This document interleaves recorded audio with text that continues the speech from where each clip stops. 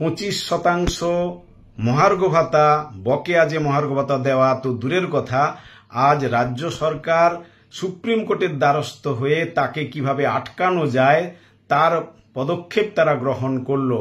এবং আমরা কি দেখলাম, সেখানে তারা তুলে ধরেছে যে রাজ্যের আর্থিক অবস্থা আর কেন্দ্রের আর্থিক অবস্থা এক নয়, কেন্দ্রের আয় এবং রাজ্যের আয় সমান নয়, তাই রাজ্যের সীমাবদ্ধতা রয়েছে। সেই জায়গা থেকে তারা এই এআইসিপিআই অনুযায়ী বা যে নির্দেশ, কোর্টের যে নির্দেশ সে অনুযায়ী তারা মহার্ঘ ভাতা দিতে পারবে না। এবং প্রকৃত যে তাদের উদ্দেশ্য সেটা হচ্ছে তারা এআইসিপিআই অনুযায়ী তারা মহার্ঘ ভাতা দেবে না, দয়ার দান হিসেবেই তারা যেটা ষষ্ঠ পে কমিশনে রেখেছে সেটাই রাখতে চেয়েছে।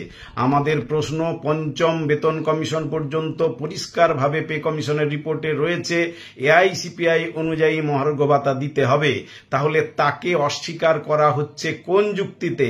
আদালতের নির্দেশকে এইভাবে তারা অমান্য করে আবার তারা আদালতে গেছে। আজকে আমরা ধিক্কার জানাচ্ছি এই রাজ্য সরকারকে, যারা রাজ্য সরকারি কর্মচারীদের বিরুদ্ধে প্রায় সরাসরি যুদ্ধ ঘোষণা করেছে।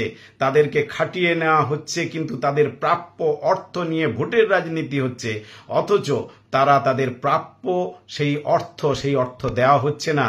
তা আর্থিক সংকটের কথা বলা হচ্ছে, অথচ অন্যান্য রাজ্যগুলোর ক্ষেত্রে আমরা কি দেখছি, তাদেরও অনেক যে আর্থিক সংকটের যে বিষয় রয়েছে তাদের ক্ষেত্রেও কিন্তু সমস্ত ক্ষেত্রেই তারা থাকা সত্ত্বেও তাদের যেটা সাংবিধানিক নিয়ম এআইসিপিআই অনুযায়ী মহার্ঘ ভাতা কেন্দ্রীয় সরকার যেমন দিচ্ছে, পাশাপাশি বিভিন্ন রাজ্য সরকার দিচ্ছে।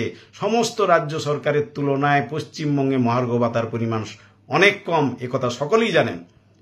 রাজ্য সরকার ঔদ্ধত্যের সঙ্গে তারা কিন্তু রাজ্য সরকারি কর্মচারীদের সঙ্গে সরাসরি যুদ্ধ ঘোষণা করেছে।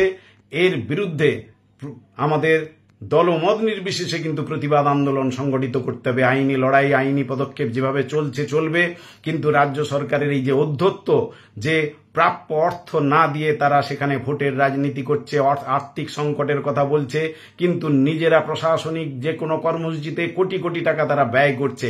তারা প্রসাদ বিতরণ করছে কোটি কোটি টাকা দিয়ে, 42 কোটি টাকা দিয়ে প্রসাদ বিতরণ হলো।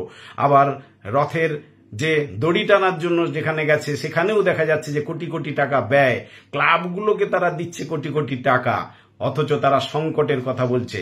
চুক্তিভিত্তিক কর্মী যাদেরকে ন্যূনতম একটা ভাতা দিয়ে তাদের পূর্ণ সময়ের মতো কাজ করানো হচ্ছে, তাদেরকেও পর্যন্ত তারা কিন্তু যথোপযুক্ত বেতন বা ভাতা দিচ্ছে না।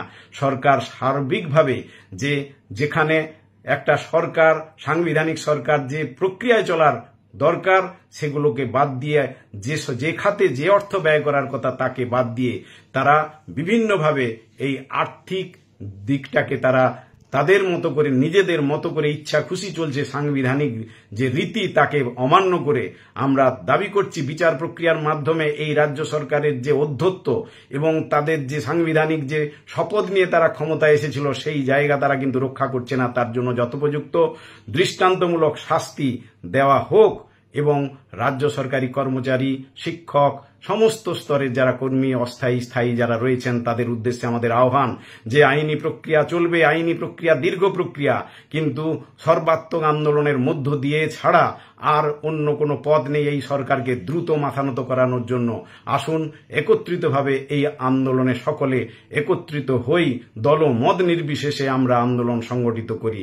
এছাড়া এই রাজ্য সরকারের ঔদ্ধত্যকে কোনোভাবেই কিন্তু নামানো যাবে না। নমস্কার, আমি কিঙ্কর অধিকারী, সাধারণ সম্পাদক, শিক্ষানুরাগী ঐক্যমঞ্চ।